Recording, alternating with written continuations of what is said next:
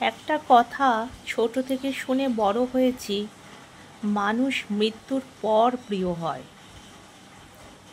আর এই কথাটা যত দিন অতিবাহিত হয়েছে তত উপলব্ধি করেছি মরমে মরমে।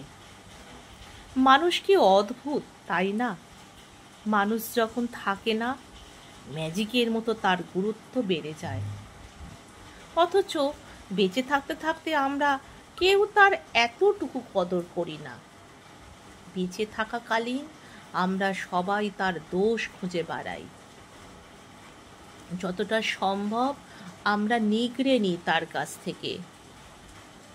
আর যখন সে থাকে না, তখন সবাই বলে, আহা, মানুষটা কি ভালোই না ছিল।